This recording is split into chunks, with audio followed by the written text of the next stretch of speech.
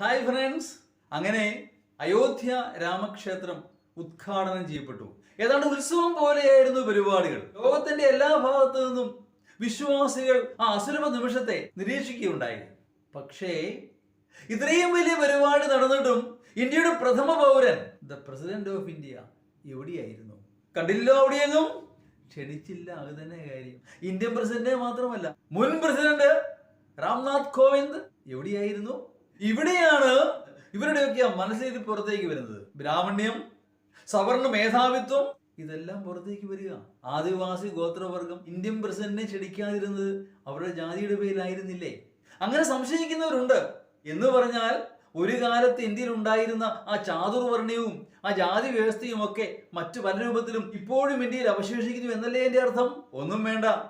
ദശാവതാരത്തിൽ ഒരാളായ രാമനെ എല്ലാവരും ആരാധിക്കുന്നു. പക്ഷേ കൃഷ്ണനെയോ? കേരളത്തിൽ വലിയ പ്രശ്നമില്ല. പക്ഷെ മറ്റു പല സംസ്ഥാനങ്ങളിലും ബ്രാഹ്മണർ ശ്രീകൃഷ്ണനെ ആരാധിക്കുന്നില്ല. കാരണം ശ്രീകൃഷ്ണൻ താണജാതിക്കാരനാ, യാദവനാ. യാദവനായ കൃഷ്ണന്റെ മുമ്പിൽ തലകുനിക്കാൻ ബ്രാഹ്മണർ തയ്യാറല്ല. അങ്ങനെ എന്തെല്ലാം ഉച്ചനീചിത്വങ്ങൾ ഇപ്പോഴും നടക്കുന്നു ഇന്ത്യയിൽ, അങ്ങോളം ഇങ്ങോളം. എവിടെ? ഇതൊക്കെ ആരോട് പറയാനാ? പുറമേ പറയുന്ന ഒന്ന്, യഥാർത്ഥത്തിൽ പ്രവർത്തിക്കുന്ന മറ്റൊന്ന്. അത് തന്നെ കാര്യം. ഇതെല്ലാം രാഷ്ട്രീയ ലക്ഷ്യങ്ങൾക്ക് വേണ്ടിയുള്ള നാടകങ്ങൾ എന്നേ ഞാൻ പറയുകയുള്ളൂ. എന്തെല്ലാം വേഷങ്ങൾ! നാടകമേ ഉലകം.